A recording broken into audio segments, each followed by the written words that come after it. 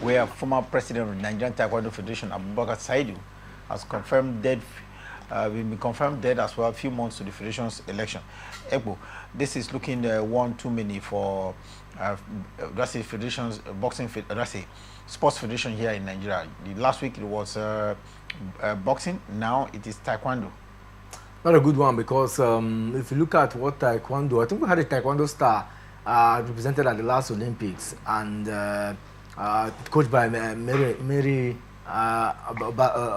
Barigi, something like that. And since then, they've been in the limelight, you know, the news. I'm very unfortunate that an election is coming up and then you're losing maybe one of the contenders. President? It's very unfortunate. I think that it could be health. We are yet to know the core reason why, you know, what happened if he was sick, if he was. I mean, those statements need to be you know, well. We need to be informed so that a lot of persons can know. Sometimes these sportsmen do not even check their medical history, but it's very unfortunate. Syria at this point we just keep our finger crossed and see. But I think that the Nigerian Sports Commission (NSC) needs to look into some of these things. As part of the orientation given to health orientation should be given to as they move around from one place to the other, one meeting to the other. Then we need to talk about these things. The health and lifestyle is very important. So this is a wake-up call. Now in 2025, health policy should be part of, you know, the Nigerian Sports Commission in all her federations, in all her sporting units, so that we can. I mean, we don't want to be losing people carelessly. But like I said, we're yet to know the cause of this one. Former president of the Nigerian Taekwondo Federation passing on there, and we just hope the good Lord will find space for him. And we'll move on now and we'll go to tennis quickly. Epo, table tennis. In the course of the week, I've seen a new champion at Miami. 19-year-old Jakob from the Czech Republic did emerge, and of course that should change the rankings. What is the latest ranking like? Jannik Sinner still clearly the number one tennis player, even not being part of at least 2,000 events. 2,000-point events that have taken place in his absence. Yeah, you know, and that's as a result of the consistency we saw.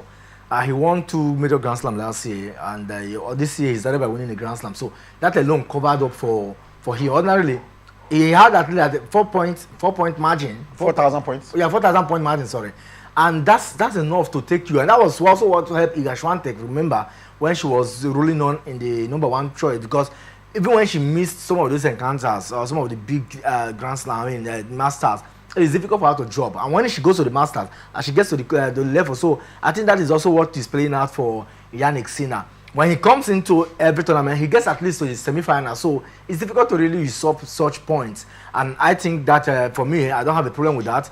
My only challenge is that when he comes back, I hope he will be fit enough, you know, to move back. And also, no thanks to the fact that others who have advantage, that is Zverev, some of the big guys, Medvedev, these guys are not, even a certain Alcaraz, if they've gotten to the finals they've won the Masters in Indian Wells and Miami, by now we're talking about 4 points. And maybe that would have affected the narrative in the first top rankings. But because none of them was able to catch up with those points, getting new winners, that's why it looks like the man is just relaxing in the top #1 position. Jannik Sinner, #1 tennis player in the world right now with 10,330 points. Closely following in the second place position by Alexander Zverev, who has 7,645 points. Carlos Alcaraz, the prodigy from Spain, has 6,720 points to come third. Taylor Fritz is #4 player in the world right now in tennis with 5,290 points. Novak Djokovic, yes, you are asking of him, 4,500 in the 5th place, while Kasper Ruud is with 3,855 is in this 6th place. Jack Draper 7th place, and Andrei Rublev in the 9th and 10th place is Alex de Minaur. And talking about the new kid on the block who just won at Miami, Jakob is 1,000 points at the weekend. I've seen him not just with heavy check, but he has improved his career ranking as well. He's one of the biggest climber on the latest ATP ranking, because he has climbed 30 places to a new career high of number 24. He was about 54 before the final out there. Yeah, and but that was, I mean, it just tells you how poor a lot of players have been, because for you to climb to that margin, just know that some of the players perform poorly, or some have not even been participating. So ordinarily, the moment he won that 2,000 points, he will.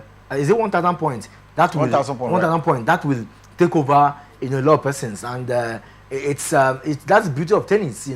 From 54 to 24 now. I just hope that he consistently gets himself. If not for anything, he has written his name in gold, and for at least the next Masters or to the next Grand Slam, he will be the next kid on the block. Now all eyes will be on him, but somehow when all eyes are on you, you have to be very careful, because everybody now thinks of how to beat you.